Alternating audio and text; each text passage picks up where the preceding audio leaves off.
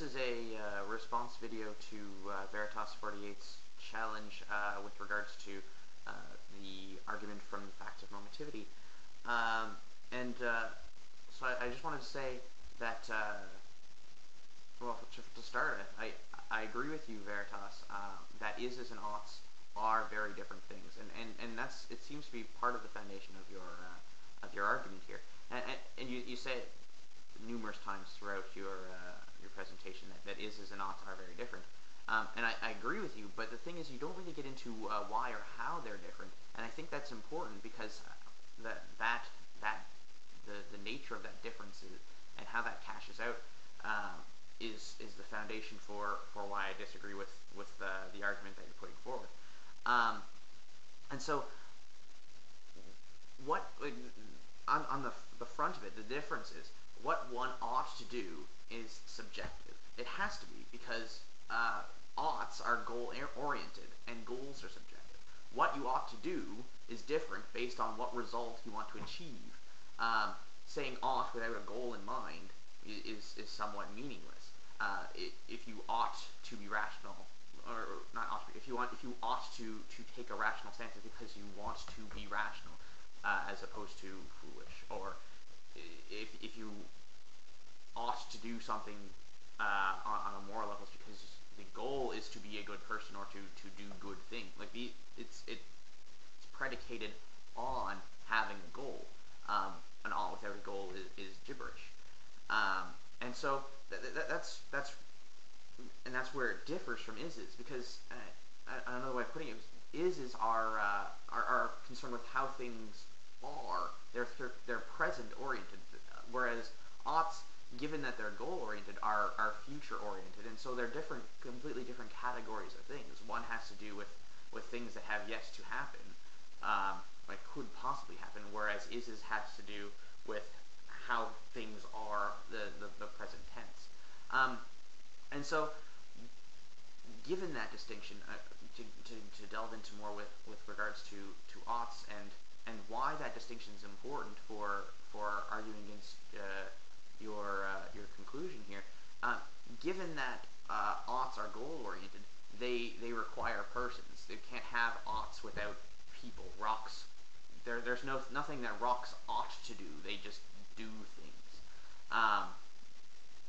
And as such, it's inherently subjective, because they differ depending on what goals one has. And I find that throughout the course of your video, you seem to be assuming some sort of objective oughts that hold regardless of context, regardless even of the existence of persons. And it seems to me unnecessary to have these sort of objective oughts when we can have this sense of oughtness without delving into this sort of divine teleology that you seem to be importing here. In support of this, you said, given a material standpoint, there's no way that things ought to be. And I agree with this only in terms of an objective oughtness. It's true that there's no ultimate way that things ought to be, but there are still, it doesn't deprive me or you or anybody from saying this is the way things ought to be, because how I think things ought to be is dependent upon what goals I want to achieve. And so you don't lose out on oughtness just because it's not objective. And it seems to me that objective, like the idea of objective goals that hold even with a lack of persons, it seems rather ridiculous to me. I think goals have to be subjective, and I think you might agree with me on that. We'll see if you end up responding. And this brings me up to another quote of yours, where you were making an analogy with regards to good and bad breaks, and you said if there's going to be a real difference between a good set and a bad set of breaks, then there has to be a person or a designer. I agree with you that there has to be a person. That the notion of a good or bad set of breaks, it depends on a person making that judgment. But it doesn't require that there be a designer, because the judgment of good and bad set of brakes, it doesn't require that there be a designer at all. All it requires is that there's a user, someone using the thing in question. And the really good way of illustrating this is because there are brake systems that are poorly designed. And that phrase, poorly designed, like badly designed, doesn't make sense given the analogy that you're making. If it's either designed and working as it should, and as such is a good set of brakes, but if it's poorly designed, then it could still yet be a bad set of brakes and be working as it is designed, if you take my meaning. Just because something's designed doesn't mean it's a good set of brakes, and the reason for that is it depends on what you want them to do. If you want them to stop really well, then great, then you have a set of brakes that meets that particular criteria for meeting that goal. If you want a set of brakes that slows down or allows for skidding, I don't know a lot about brakes in general, but like depending on which goals you might want for the system, you might engineer them differently. And so if they're suiting your purposes, then you would say they're a good or a bad set of brakes. And say an example that I find easier to illustrate is with regards to, say, a doorstop.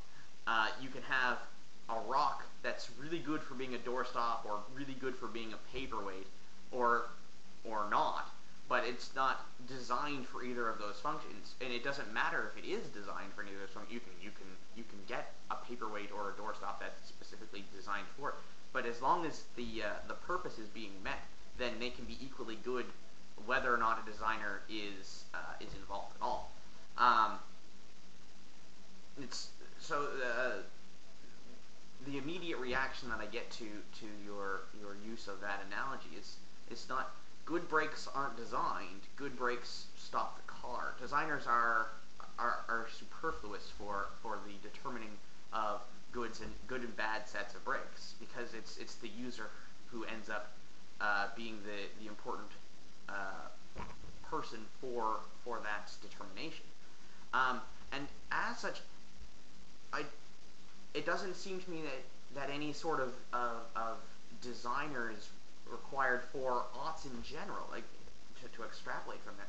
It's not necessary, and as such, the theistic view doesn't really add anything useful to the discussion, because it's not a necessary factor to understand oughtness, to understand how things should be, because how things should be is completely unreliant on there being a designer at all, because it's we, the users, who grant that quality. So I'm looking forward to your response, and I hope that the next couple of arguments are just as interesting. Thanks. Bye.